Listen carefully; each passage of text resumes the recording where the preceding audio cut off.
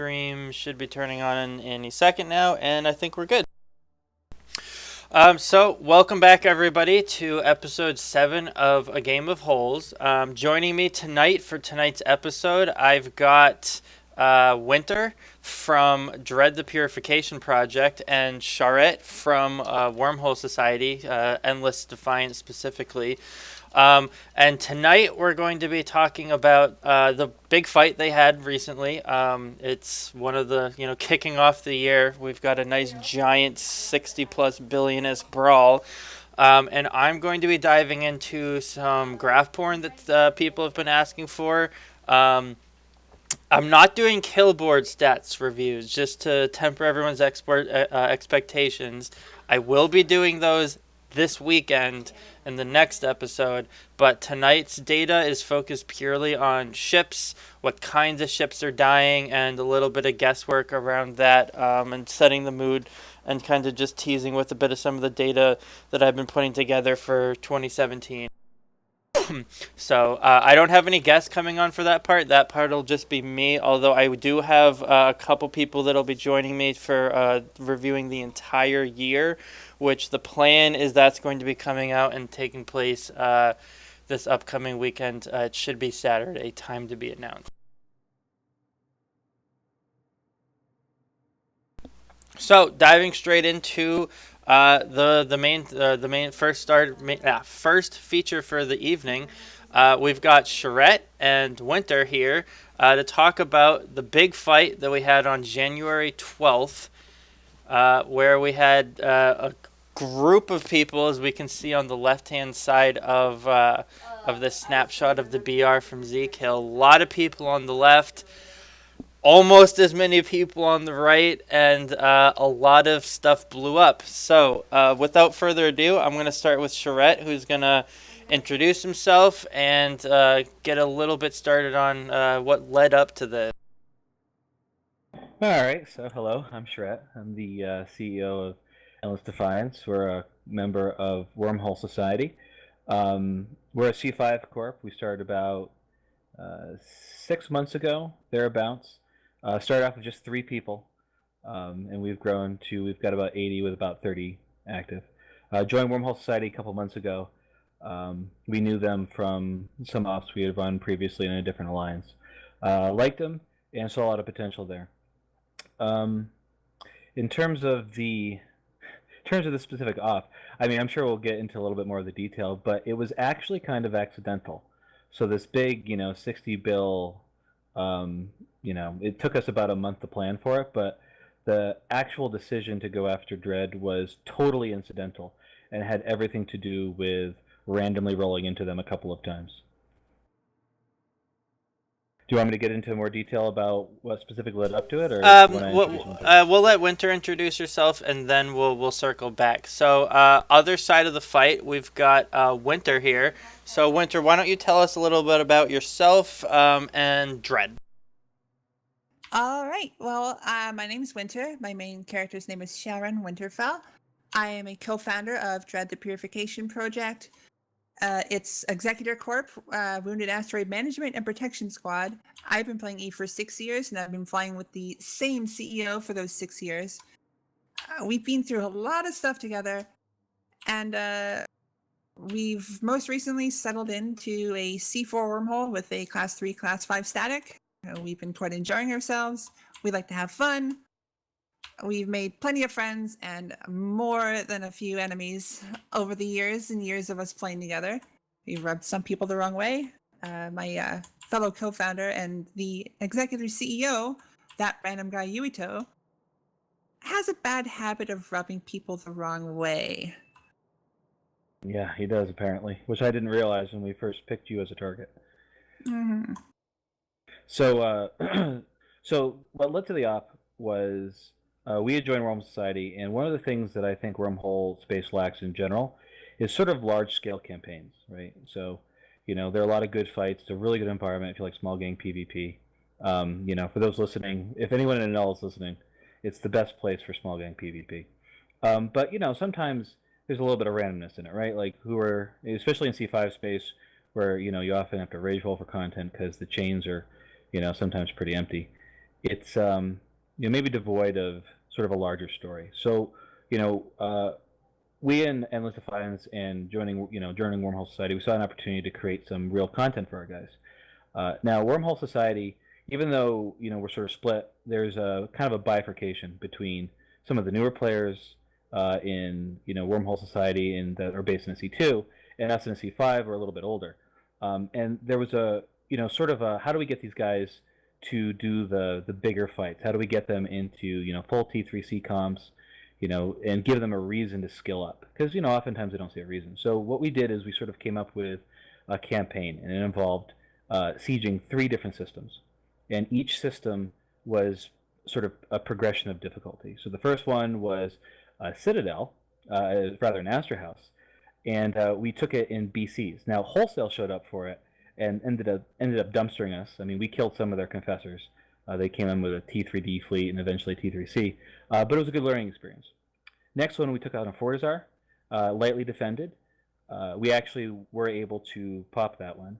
And then the sort of the crown jewel, the end of our 6-week sort of project was going to be DREDD. Now, when I first picked the target, I actually didn't know who DREDD was. We encountered them in our C5 Corp just a couple of times, and they tried to roll us out twice. Like, we tried to get a fight out of them, and outside of one lone pilot who undocked to fight me one-on-one in a jackdaw, there was nobody who would fight us. So we're like, okay, we think that this is a really big group, got 300 plus, but they don't take content. And just so for those listening, there is a Wormhole Bushido, right? Like, you don't evict PvP groups. And so there was a real big debate about whether they constitute a PvP group. From my perspective, I was like, well, they seem to be fighting mostly in Null, so are they a Null group or a Wormhole group? Well, I presented it to Wormhole Society, and I didn't realize this, but they had a history. They were actually part of this group, some of the corps, some of the people in Dependent on Pilots. And so I had to do a little bit of convincing. At first they were like, we're not taking this on. And I'm like, no, we can do it. We should totally do it. I didn't know who this person was. It took us about a month of preparation where we basically went through, made sure we'd have all the materials available. I mean, we put aside billions for this op. And we picked a certain day. We had some intelligence. You picked the day while I was on vacation. Well, we picked the day when you guys were deployed to Null. We had information that you guys were leaving for a major deployment. You were trying to get into Queer Fight Club, I think. That got nixed and eventually went somewhere else. But we sort of timed it so you guys would be on deployment. And the goal was originally just to keep really good hold control, prevent anyone from getting in or out, and we'd win on that basis. That didn't happen for reasons we can get into, but that was pretty much it. It was about progression for our guys, giving them a reason to skill into T3Cs, and their reward was what we hoped would be a pretty good fight involving capitals. We didn't know there'd be 80 people, or our goal was to avoid having 60, 70, 80 people on grid with us, but we did want to fight capitals, and that was sort of like their reward. So yeah, we sort of ran to you randomly, but once we sort of convinced a lot of the guys in some of the other corps to really get on board, they were really enthusiastic about it, and about a month's worth of planning went into it. Well, I think that's pretty awesome. I mean, we don't have many stories, I think, that come out from this angle of lots of planning went into this, and here we go, tons of stuff blew up.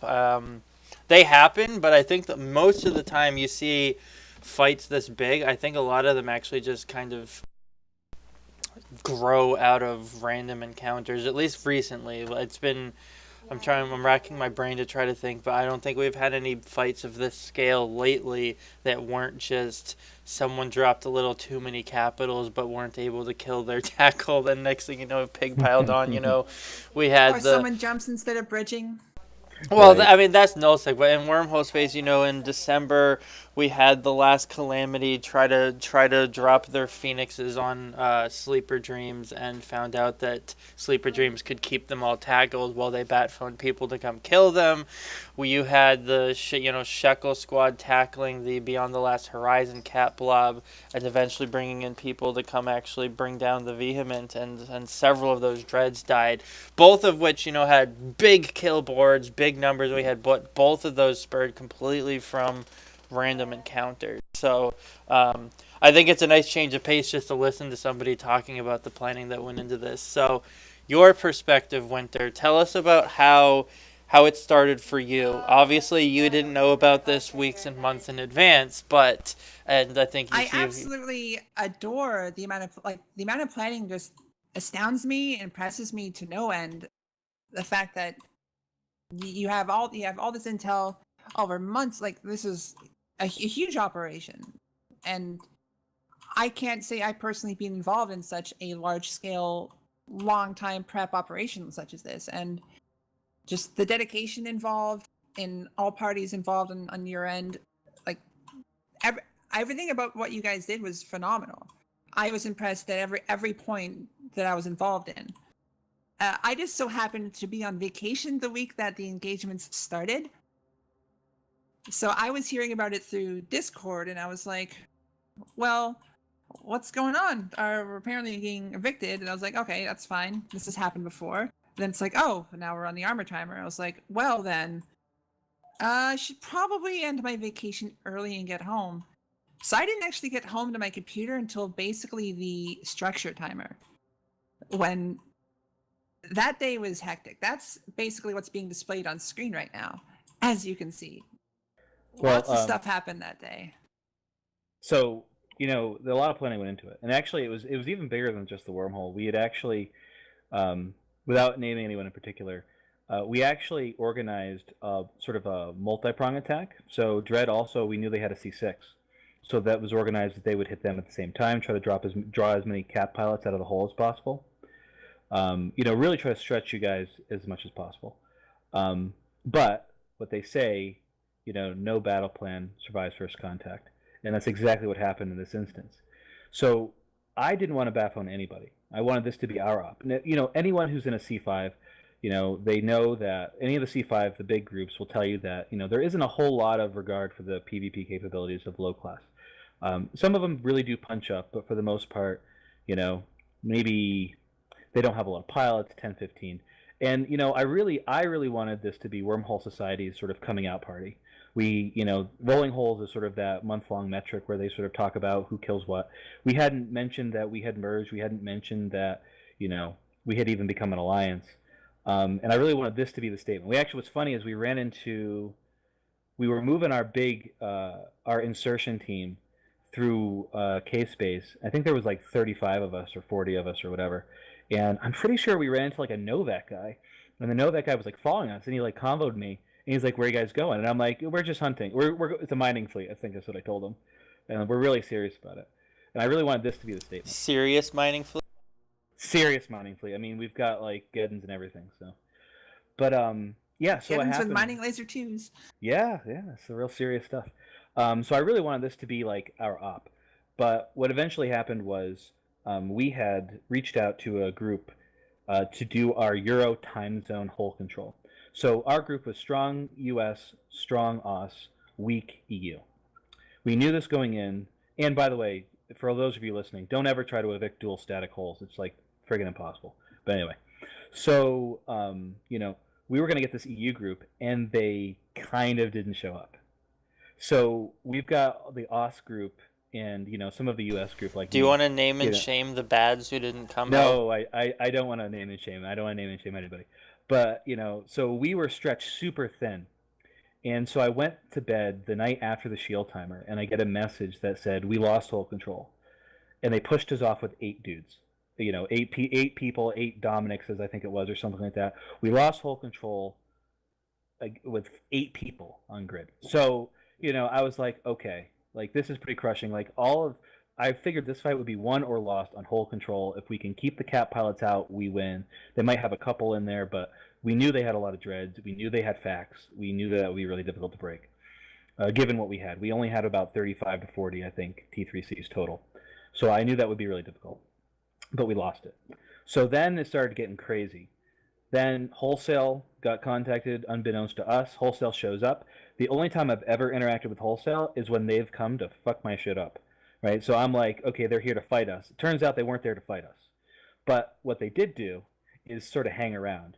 And the group that didn't show up for the first night, they showed up for the second night, except Wholesale killed them. And so they raged at me and quit.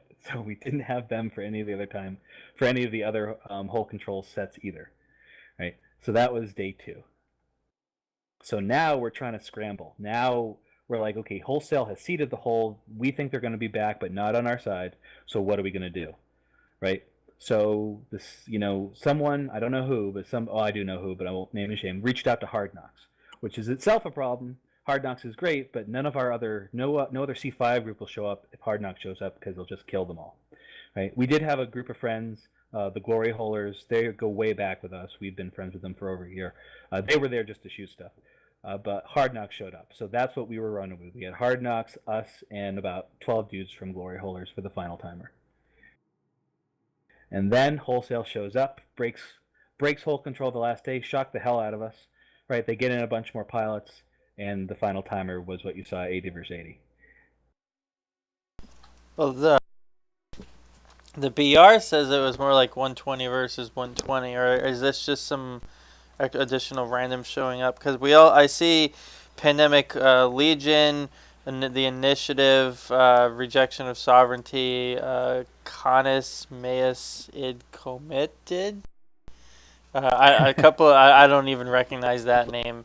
I didn't hear those groups mentioned. Were those just a couple tag-alongs that just weren't worth mentioning? I think it was just one or two people in those corpser alliances that were in the fleets for some reason. I remember seeing some random, singular corp showings in these things. Yeah, we had so originally we came out of Rejection of Sovereignty. That was sort of our original Wormhole group, a lot of us. So, I invited some guys from NOSOV. A couple of those guys had moved on to like Init or PL. So, it was basically we asked for those last couple of times. We just asked a couple of friends that we knew. Right, so like you'll see a random smattering of stuff on our side. We knew that Dredd was friends with Caveman, so we expected Caveman to get bat phone, or Caveman I think it is, to get in, so that doesn't surprise me. But there was a couple other groups they were friends with. I think they were null groups that got in, so that might explain the variety of different groups. But it could have been 120 versus 120. That last fight was a little chaotic.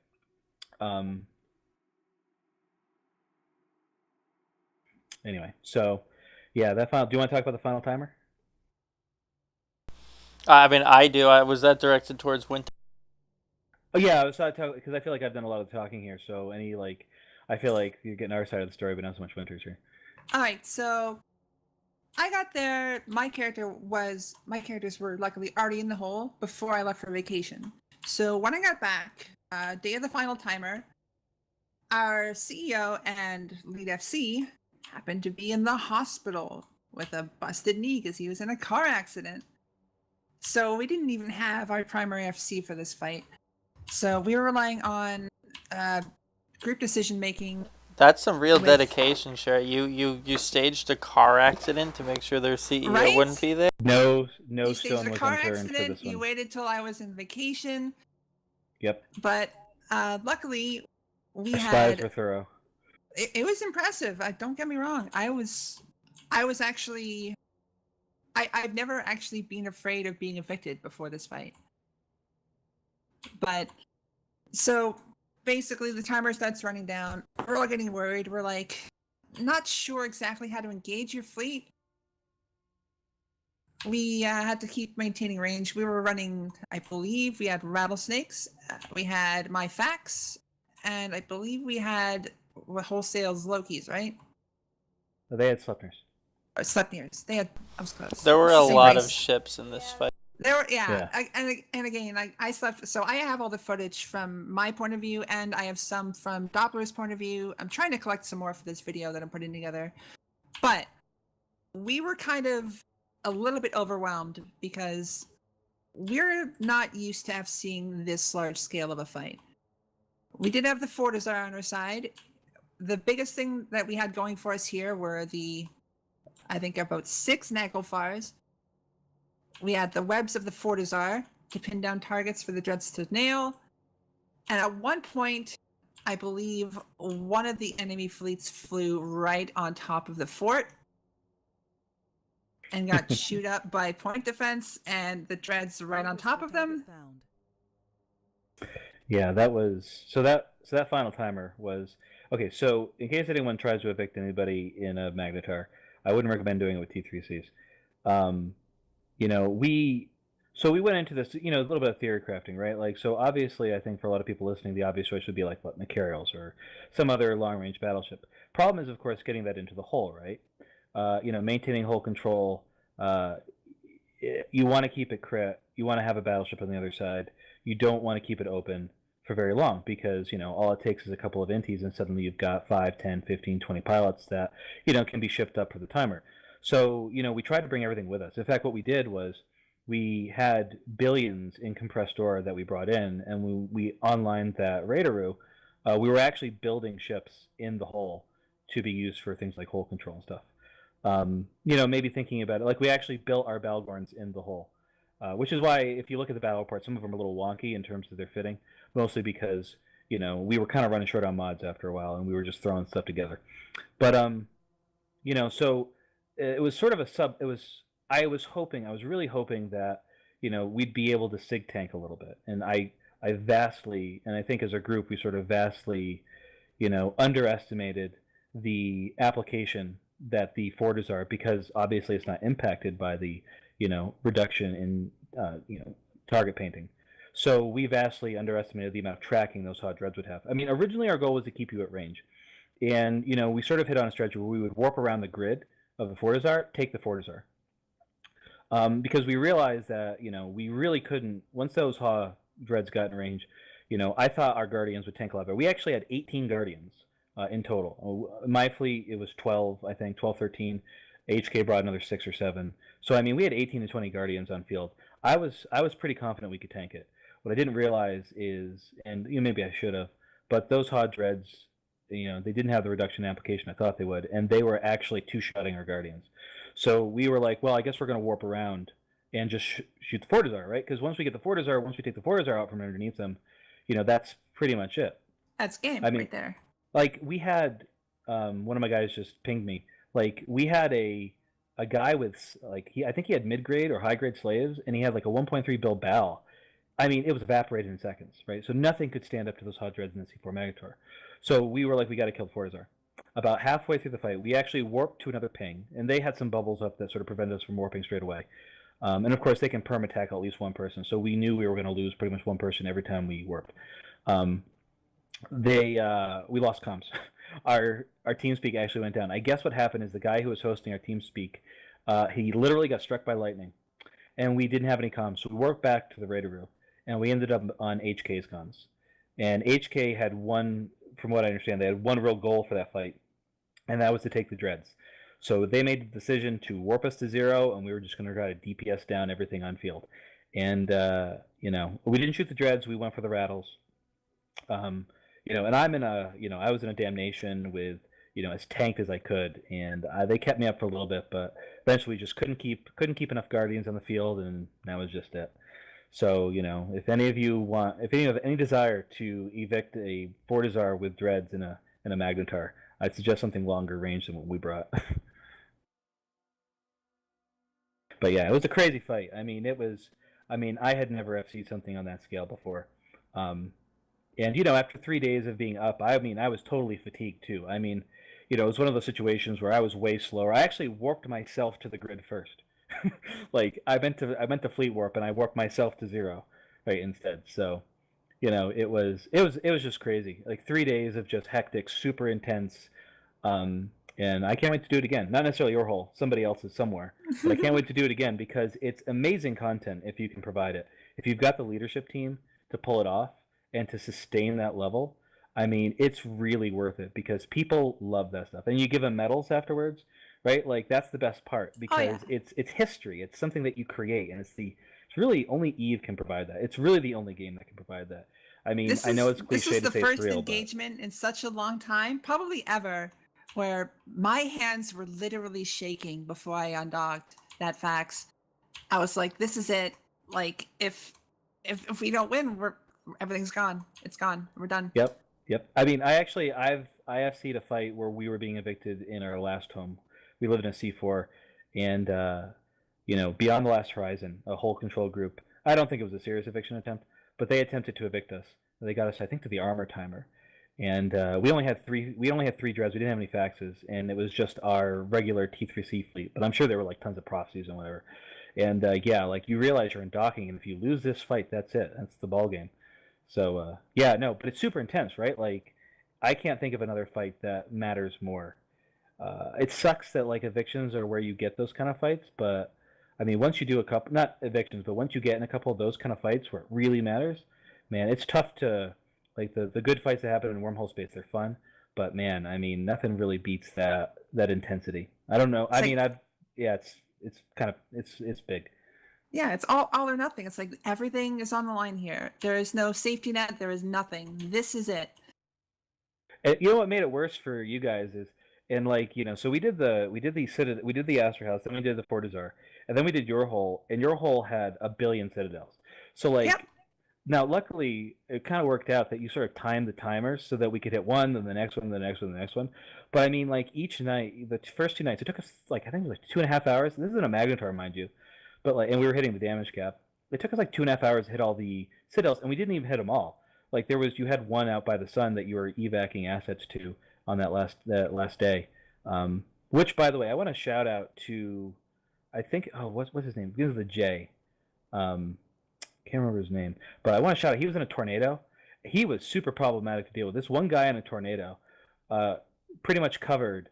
They had a couple of freighters moving back and forth. I think they were freighters or something, and obelisks, right? And they were moving these obelisks back and forth. And this one tornado, Jordan, that's the name.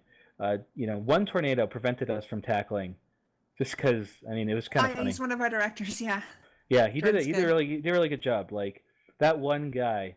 I mean, he was scanning out the chains. I mean, he was a. Here's the thing. So being on the other side of an eviction, like sometimes it's one or two pilots, one or two like can be directors or leadership or anybody, and like their effort can really make a difference. Like just the willingness. I mean, because it's such a delicate thing to fight that, right? Because like your enemy is trying to roll the hole, and if they're good, you're not going to have much of an opportunity. So you've got to scan out a chain. You got to get people in. And that last time they were able to get wholesale in, I swear to God, they got that. They're so fast. I still have no idea how they did it. They got the C3, and then within 3 or 4 minutes, like I'm pinging for everybody because I got to take back this hole, and I'm like, I figure I've got at least 10 minutes to respond before wholesale can get to them, unless that C3 gives us a really, really, sort of crappy luck, right? So like, 4 from Amara or something. Yeah, wholesale was there immediately, and there was a bit of shock value when wholesale showed up on grid with Sleipners. I'm in a heavy armor fleet, right, with afterburners for sig tanking. I can't catch a Sleipner, so like that was an oh shit moment where I warped everybody off. Eventually, we were able to take back hull control. We jumped your dummies. We actually made your dummies roll the hole for us, which that was, and then we were able to get hull control and get hard knocks in. But I mean, yeah, like that Jordan guy, he really did a good job in keeping you guys alive. If we were able to maintain hull control through that final day and keep wholesale out, I'm not saying it'd be a difference. At the end of the day, 15, 16 Sleipners, I mean, they add a lot of alpha, obviously, in a C4. But really, at the end of the day, it was your dreads. We had no answer for the dreads. We had no answer for the target painting and the webs of the Fortizar. And if I were to do it again, I wouldn't use that particular comp. But that's the comp that we trained into, and that's the thing. Like you say, this is the decision we're going to make. We're going to go with it. And it's 5-6 weeks of dedicated skill training. You got to reward that. You can't say at the last second we're going to do something else. So a lot of planning went into it, and you know what? I mean, we learned a ton. I mean, a ton. It was a hell of an experience. And Honestly, I'm sure it was scary I for you. feel like that engagement I felt was down to the wire for most of it. Like I honestly felt like it was going to go either way. I was not convinced until that last second rolled over on that fucking timer. Pardon my language. It's in my video too, where it's like the timer, it's done. I'm just like, woo! Whew! But like we're still fighting, so it's like, oh shit, what are we doing? Oh gosh. Well, I kept trying to hit that. I kept trying to pause the timer. Yeah. Right? So I got on like no kills because I'm just shooting that Fortizar the whole time. I mean, I had a target painter, and I tried to like get it on some kills with the target painter, but yeah, we just couldn't keep it up. And at the end of the day, at a certain point, once we lost comms, we lost so much time. I mean, trying to get on, new comms. I mean, hurting, 80 people. Oh, I mean, I can't even imagine. Yeah, it's not easy. And then, getting people on comms, and there's passwords, and, and we had to resort our Logi channel, and it was a bit of a mess. So, it was, I mean, in hindsight, probably I'll be honest, your dreads plus the facts, you were going to win. And pretty much as soon as I saw what undocked, I was like, okay, I didn't say this, in comms, but I was like, okay, this is going to be a really hard fight. I really hope that I'm right about sig tanking. And it turns out I wasn't. So, once we started really taking a lot of losses, once you start two-shotting Guardians, I was like, okay, our only real shot is to stay out of HA range and just hit the Fortizar. But again, that went out the window once we lost comms, and then it was all about trying to trying to chew through, your rattlesnakes, and then work on the dreads. Maybe we should have shot the dreads first. Maybe we would have been able to take them down with a DPS and a mag, but we'll never know. Can't do it again. But yeah, hopefully it was good content for everybody involved, because it's fun. And you know what? I mean, I hate to say that Wormhole Space needs more evictions. I don't think it needs evictions of PvP groups, but big content is what Wormhole Space needs. Absolutely. I mean, yeah, and it usually involves evictions just by the nature of living in Wormhole Space, because you don't really need to commit that many assets outside of your own hole. And it's also very hard to move that many assets around just because of the nature of how wormholes work. But yeah, I think it was an amazing fight from both sides, and I think everyone had a ton of fun. I think everyone learned a lot about just themselves, their fellow pilots, their fellow enemies. And at the end of the day, I think it was just absolutely lovely, absolutely wonderful. I mean, it's hard to look at this BR and not think that had to be fun. I mean, one of the parts I love the most looking about it is it just at least a lot of stuff blew up on both sides. I mean, the defenders clearly won the fight. They saved the timers. They lost less, but the attackers still managed to bring down 21 odd billion ISK of stuff with them. 16 battleships, 20 battle cruisers. It was far from the very one-sided fights that we can sometimes see when we do get big clashes. It's, I think, sometimes a little disappointing. Those are the fights where the losers generally are like, this was not fun, but it sounds like Charette lost, but he's still here hyping up how he would do it all over again. So that's I think the best case scenario you can hope for. Really, is you lost, but it was so much fun that you don't really care. So Charette talked for most of that conversation, Winter. Were there any events, topics, or just highlights that you wanted to make sure get mentioned or talked about? I guess just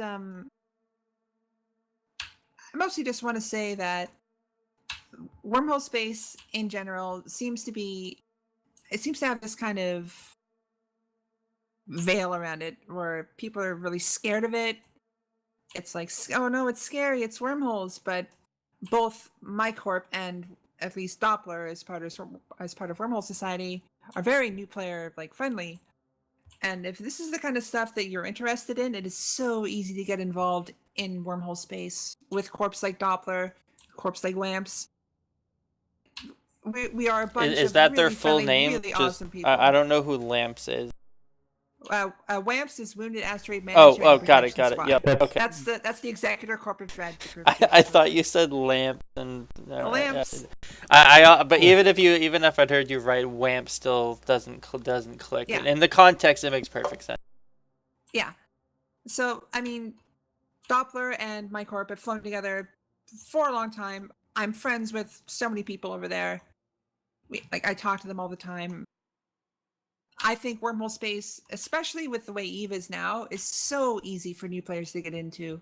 It's such a great way to experience all aspects of EVE, from exploration, mining, money making, PvE combat, PvP combat. Everything is there. This kind of it's so easy to get into, and I know corps like my own and Doppler and probably most of Wormhole Society, we really like to cater to our new pilots. We provide them with ships, we provide them with content. All they need to do is show up and participate. And I think that's the biggest barrier that people feel they need to overcome, but there's no barrier there. If this is stuff that interests you, reach out, get involved. EVE is for everyone. Absolutely. Come have fun. It's a democratic space, and I mean that the distance between the most powerful corps and the most powerful alliances and those that are on the lesser side of things.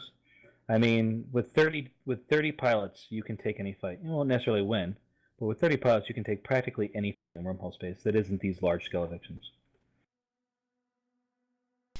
I think Absolutely. that's absolutely true. I mean, there's tons of really really tiny corps, um, but I think the disparity between there's compared to nullsec, there's a lot fewer there's a lot more different relevant people on the board, so to speak.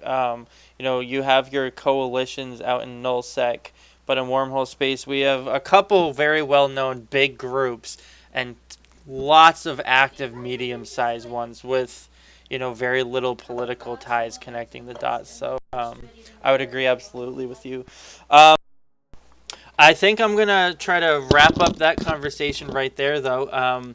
And thank you both for coming. I think this was great. I had fun listening to this story. I guess I'll get some feedback on if we should have more story time episodes. But this was solid.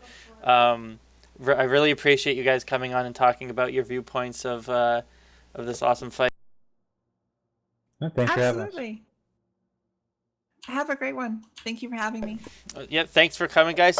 For the people listening, the next thing that I'm moving into is some data analysis of the ships that are getting blown up in wormhole space, a breakdown of some discussion about what some of the trends are looking like, and then just a quick chat about the next episode, which is going to be Saturday. Trying to hype it up because it's hopefully one of the bigger episodes I've ever done.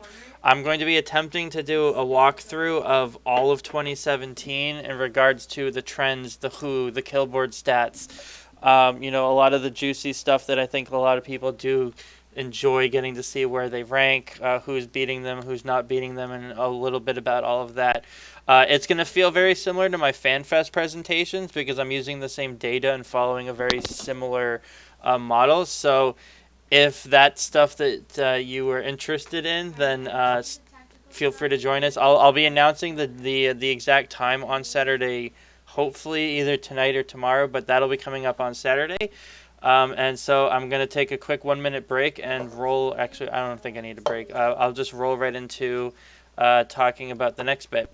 So thank you again, Charette and Winter. You guys can feel free to leave if you want to stay and listen to me rant and monologue about ships. You're welcome to. Same deal for all the people that are listening. If it's not your forte, I won't be too sad to see the viewer number dropping down. But this was something some of you kept asking me for, and I promised it. So here, yes, Fotis, you're still a mod here. Wait, joining right at the end of the first bit though. So now let's do some graph porn.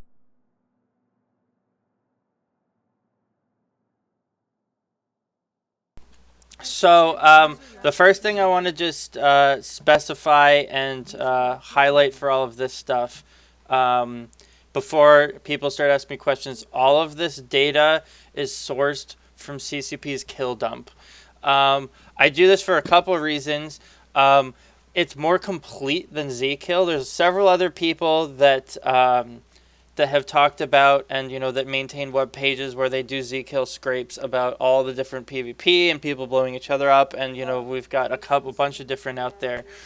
One of the things that I like to use this for is every single ship that dies in a wormhole that does not die explicitly to just NPCs shows up in this data. If it dies to drifters, I actually have it all starting November too. Starting in November, Quant added drifter kills to the kill dump. So regardless of whether or not your API is on Zkill, I can see you dying to the drifters now. Okay. Looking at you, Mouth Trumpet, and several of the other corps that are losing vastly more to drifters than some of the other corps. My own corp is up there. Don't worry, guys. We're not number one, but we're in the top 5 for drifter losses. This data also is sourcing only final blows. So if 2 wormhole corps go and shoot something together, only the one that got the final blow got the ISK and the points for it.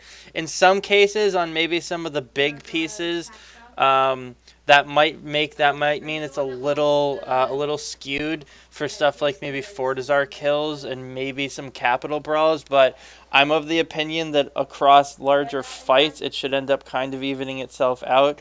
but it also guarantees that we don't have duplication of ISK value, which some of the, if you're scraping Z-kill, you can run into, is they over-represent how many capitals died if Hard Knocks kills 10 capitals. I know they kill way more than 10 capitals, but if Laserhawks kills 10 capitals and Hard Knocks kills 10 capitals, but some of those capitals were the same capital, it's possible we didn't actually kill 20 caps here. Finally, the data I'm looking at is purely wormhole space. So if you guys killed anything, we're only looking at ships that died in wormholes here, and I actually don't really have much for ISK values in tonight. That's more relevant for my next episode. But the ISK values are lower in CCP's database than what they might be on CK. So I'll kick it right off. What I'd love to dispel is wormhole space is far from dying. It's a lot of people talk about it as if it is. They quote this, I know sometimes it might feel like the chains are quiet and empty, and it might be getting harder to actually go find what you're looking for. And that might be true for some people, but I can assure you that based off of the data I'm looking at, it's not dying. Right now, we're only looking at some trends from August to the end of the year. Yeah, you might hear Breed playing PUBG in the background. From August, end of the summer, I can tell you that if after I add the first half of this year in, we've got more, it's up even more. Comparing January to the end of the year, we're up a sizable chunk from where we used to be. So what we see here, we've got August coming in from the end of the summer, and I've got two things showing here. The blue bars are the ISK dying, and orange is how many ships are blowing up, which for the most part correlate basically where you'd expect them to. The only thing that actually stands out a little bit is December, we had more ships getting killed than we did in November. More ships died, but less ISK was destroyed. So I'll dig into that a little bit after, but what I wanted to just kind of showcase here is wormhole space is heating up. Now, I can't predict to exactly where we're going to go, but I would expect that January is probably going to be higher than what we saw in November, since I believe a chunk of December is actually down due to holidays. I can't speak for all corps, but I know that my corp got a little quieter towards the holidays, as some of your FCs are scanners and scouts all go take a break, and you just have less people around. Or maybe your corp's full of people that don't like their family and they're on Eve more than they usually are. But overall, December looks like we had a bit less ISK blowing up. Capital ships. So big. Actually, we're going to get to it. I think it looks like wormhole space is moving towards people fighting on a budget, though. But cap kills are up. What you've got here is I've got the breakdown of capital ships dying in wormhole space. I added roar quals because, as you can see, they become relatively relevant as we move towards the end of the year. And again, what I want to note, this is the exact number of capitals that are blowing up. If it died in the wormhole to either a drifter or a single person shot at it, it's here. So this is all inclusive. Dreadnoughts make up the easy majority of all capitals, which is probably not very surprising. They're used in ratting, they're used in PvP, they're used for rolling. I don't know how many of these are PvP losses necessarily versus how many of these are just people losing rolling capitals. That's a bit trickier to discern from just from the ISK values. I tried to do a quick peek to see if I could figure it out based on ISK, but it wasn't as insightful as I wanted to, because some people are actually losing 3 and 4 billion ISK rolling caps, which lined right up alongside with low-end PvP caps. So here's just capitals. How many of them are rolling caps, I don't know. But what we can see is overall, Rorquals really started getting picked up and getting used and dying starting in October. Not as many died in November, but a lot died in December. Yes, Tedison definitely contributed to some of those December Rorqual losses. And January, I expect we're going to see even more capital losses. I don't know if it's going to be. It's hard to predict the exact breakdown, but we've had a lot of caps getting used and a lot of caps dying the past couple weeks. So we'll see how that ends up playing out. So a bit deeper of a breakdown. Which kinds of dreads are dying? I'm thinking as I'm looking at the chart, I'm realizing I didn't actually have the vehement on here. We do have some vehement deaths, but I'm not sure. It's not super statistically relevant. Unsurprisingly to anyone that's familiar with capital warfare and wormhole space, the Naglfar continues to be the most used capital, always making up the vast majority of the dreads dying.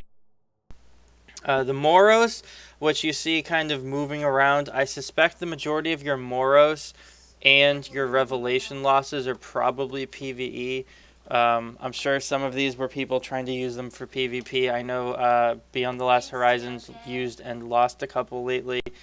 Carriers are getting used a bit more, but we'll dig into that. That'll be, I think, too. The database has the vehement as a different ship type, so I can tell the difference between Moroses and vehements. Someone in the Twitch stream asked, but Revelations bounces around a little bit all over the place, which is why I'm imagining it's probably a lot of people just losing them to ratting when they get jumped if they lose several of them at once. But I could be wrong. Maybe I'm behind the times and Revelations are the future. And Phoenixes are consistent. Most people, Phoenixes are really good in PvP. We've seen them move a little bit up in November and December, pushing past the threshold where we had in August. And then, the last Calamity was contributing to the Phoenix losses. I think they made up almost half of all the December Phoenix losses. But Icarus assures me that won't be happening again, even though they're all already replaced. Well, as far as I know, Pause Party has not lost any Revelations yet. That I'm sure that'll change at some point. Moving into faxes, where we see maybe this is what you'd expect to see, maybe it's not. The Ninazu, generally considered to be the best and most used best and most used faxes for Wormhole PvP. So I have them down there at the bottom, fairly consistent. What I thought was surprising to see is how much apostles are beginning to get used. I think I noticed they're being used a lot in low class space where they're not expecting quite the same level of neuting and DPS power that high class fights might be expecting. But we see, in November, Apostles tied the Ninazu, and in December they shot right on past and set the new record for most faxes lost in a month, really, period. The Lif is uncommon. We don't see them used much. In fact, absolutely none of them died at all in December. And the Minakawa is an oddball. I'm going to dig a bit deeper into exactly where these are going. Just because I was unaware people use these that much, but we see it's mainly consistent. A couple of them dying every month, contributing a little bit to the uptake in fax losses. Finally, we've got carriers. Carriers are a little bit of all over the place. I'm guessing, I suspect a lot of these carrier losses are rolling capitals. Again, like I mentioned earlier, it's a bit harder to really confirm that just going off of the database. But the Thanatos is the most common. Probably it's fast, not as fast as the Nidhogger, but it does good damage and it's all around a pretty decent carrier, depending on what you're using it for, of course. But it's by far, or not, it's consistently the most used carrier, tied in December with the Nidhogger. Nidhoggers very frequently used as rolling carriers because they're very quick. We've got Archons being used, but not as common as the rest, which is by far, a big change. If we were to take this and rewind 2 years, pretty much the only carriers people used in Wormhole space were triage Archons back before we had faxes.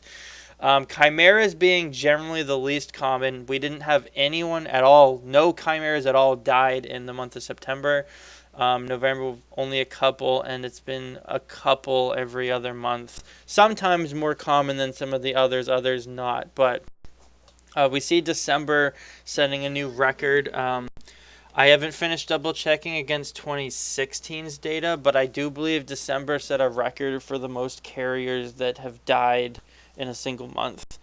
Again, I got to double check. I know it's topping that for this year, but I would be surprised if 2016 held that record. But back before faxes existed, carriers were also being used probably double-ish this if we assume that the cap usage was the same. So something that I thought was interesting is I went down and I broke down the ships that are dying in regards to what tiers they're from.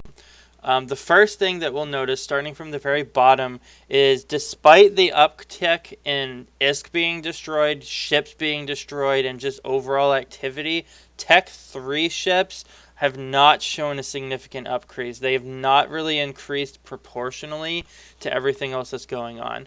So I think this is primarily due to a couple reasons. A lot of the people coming to Wormhole space are newer. They're newer, so Tech 3s might be a little far down the chain, and Tech 3s, I think, are slowly falling out of favor for most groups' go-tos. When it comes to just having skirmishes, they're increasingly falling into the stuck of... that's fair. Tech 3s, I think, are falling into the spot where they're mini corporations' heaviest doctrine. Yes, Rorquals fall into the Tech 1. I'm actually double checking my data. I might have had Capitals in their own separate category here, but they technically are a Tech 1 ship, although, even being at its peak, we only had 20 Rorquals dying in 1 month. That's not a significant contributor to this chart when we're talking in a magnitude of thousands. Overall, so we see in September proportional-ish to the uptick in activity that you might remember from a couple slides ago. I'm going to rewind real fast. So when we're comparing these charts, this slide that we're looking at right here, this is the ships killed. So look at that orange bar that shows you how many ships are dying. And then we'll put that back to we'll put that back. So we can see from August to September we had a big jump. September and October was fairly flat, and then from October to November we saw a rise. And again, one of the notable spots, November to December did increase slightly, but the ISK dying went down. So when we map that out against this, hindsight, I should have just tried to map that right on top of this chart. That would have been extra fancy. So we see that big jump from October to September. Tech 2 ships are getting used more. Faction ships are getting used more. And from September to October, we see a mostly flat. However, from October to November, we do not have the jump that we saw on the chart. And that is because, for the most part, the only rise from October onwards is in Tech 1 ship use.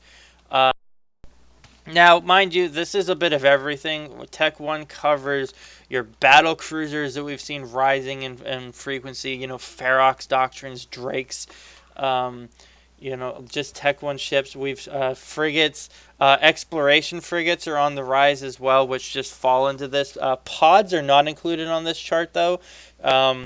Technically, I think a pod is considered a Tech 1 ship, but none of these numbers are including pods. So, just because for the most part they follow right along with when a ship dies. It's not uncommon in wormholes that the pod dies too.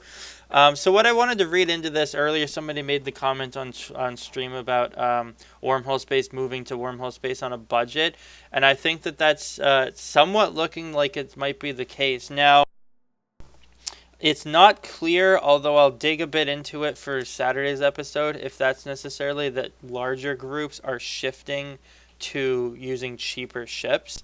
I think, excuse me, I think what you're primarily seeing is we have a lot of newer corps joining in and contributing to these numbers, and a lot of them are only using cheaper ships, either because they can't fly, can't afford, or maybe they just don't want to be using maybe some of the more expensive doctrine.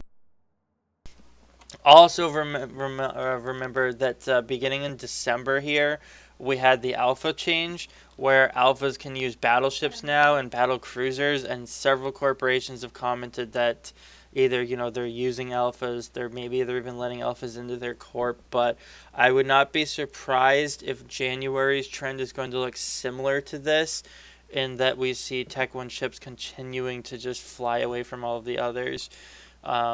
Without huge movement in the other three. So the last chart I wanted to just chat about because I thought that this would be interesting. The very first episode I had months ago, I had Fotis and a couple people come on and Steel Roamer, and we talked about the Tech 3 changes and what that was going to look like. And we had some predictions, all of which I think have actually come true because, Fotis and Steel Roamer really know what they're talking about. But here's the kill data. I think for the most part, it's fair to say that when a Tech 3 ship is getting used more, it's also going to be getting, killed more. The changes came out in July, so it took a little bit, I think, for some of them to really. I'm sorry that these don't match their traditional racial colors. That might have made sense. I'll scribble a note down that when possible, make sure I do that for the next one. So they were all somewhat near each other back in August. The changes were new. Some corps might have jumped right on the bandwagon to shifting and using the new bonuses. Others didn't quite as much. But we saw them kind of take off. Tengus saw a noticeably increased use from August to October. We see a really big increase, and it dips slightly in November, but it crosses that 200 mark and stays up there. And it's funny actually because I think the majority of these are probably exploration and hunting Tengus. As far as I'm aware, there's really nobody using them as their mainline doctrine ships. Some of these I think are people still trying to use them in an E-War functionality, but they're very common hunters and scanning ships, hunting ships, and whatnot. We see the Proteus hold out for a month, besides declining and dropping really the most out of all four of the Tech 3s, which is sad actually because I was on the focus group for Tech 3 cruisers, and I was really hoping the Proteuses might see a bit more usage when we buffed their drone subsystem, but then once the final stats were out, I had a feeling it wasn't going to be strong enough, and the numbers I think would support that hunting Proteuses are in a worse position than they were prior to the patch, and I think the numbers are suggesting that that's the case. We see, them dropping to be the least used, which you might have thought was the case before, but if we actually look at August, the Lokis were the least used Tech 3 back in August. It's possible that these numbers aren't completely accurate simply because it's based on when they died, not necessarily on them killing things. But I do think that, especially as we look at a couple months at a time, we should see the correlation between people using more of them and them dying. What I also thought was interesting to know, it looks like right around October is where people really started to buy into the Loki doctrine, taking over from the legions. In October, we see the legion take off rising up to, almost rival, actually beating out, I think, the Tengu in the month of November, crossing that 200 mark. People, a lot of corporations adopted ham Lokis or Artie Lokis for their for their heavy armor fleets. And we've got the Legion declining, probably because most of them are shifting over. It's not proportional, I know. The rise in Lokis is not, rivaled by the decrease in Legions. But lots of Lokis and not as many Legions. I would not be surprised if come January, when the January data dump is out and finished, that I think we're probably going to see even fewer Legions out there than we do right now. No Ending in Sight asked if I had ideas for what needs to be done to make Tech 3s better. It's a really tricky question. Having been a part of CCP's balancing process on this, I can tell you that what made it super frustrating, enough that I can sometimes appreciate why it seems like it takes so long to do these, is they factor in how these ships relate to almost all the other ships around them. So every time we tried to suggest buffing or changing the way some of the Tech 3 cruisers worked, it was, all right, let's make that change, take a step back, and see how that relates to heavy assault cruisers. How does it relate to battle cruisers? How does it relate to command ships? And it was rough. I think we might have neutered them a little too hard in a couple places, but I would also say that I think overall the power creep in EVE is getting really difficult to work with. I mean, if we take a step back and just look at EVE from a couple years ago, almost every ship is stronger and tankier than it used to be.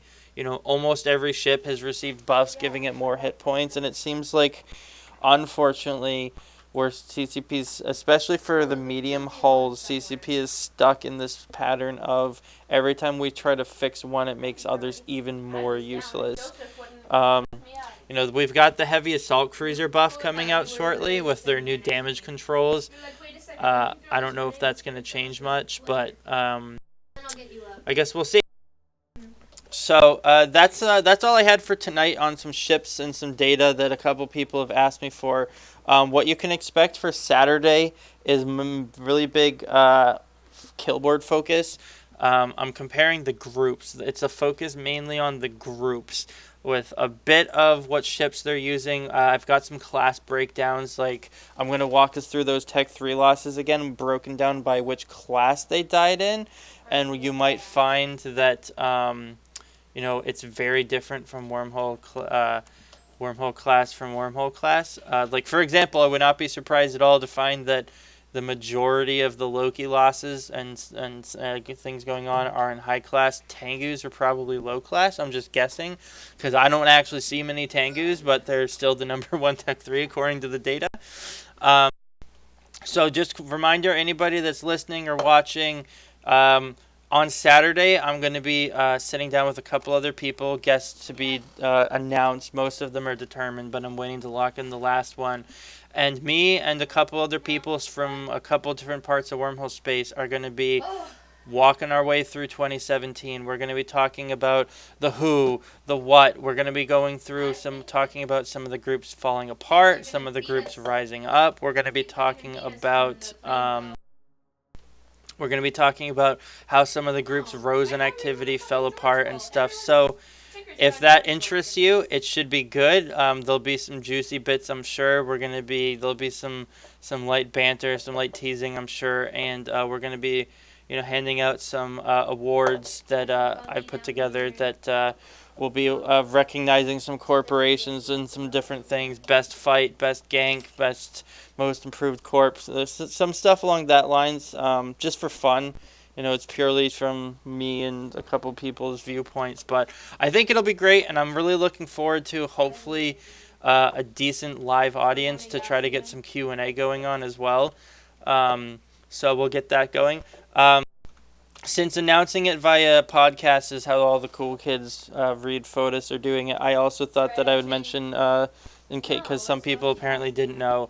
I'm waiting for the dev blog to now announce that the candidacy is actually open to really make my forum post. But I also thought I'd also just throw it out there for anybody that was wondering. I'm running for CSM this year, so for CSM 13, I'll be running to see if I can't go try to convince CCP to make better decisions, which I'm sure is much easier said than done. But for anybody that's looking forward to it, then I'll be running for CSM. So I'm gonna call it a night there. Thanks everybody that came and joined. Our view count was a roller coaster tonight. We peaked at 51, and I know the charts weren't maybe your cup of tea. It bottomed out at 28 at the end, so that's fine. That's cool though. I hope everybody's having a good evening, and I will see everybody on Saturday.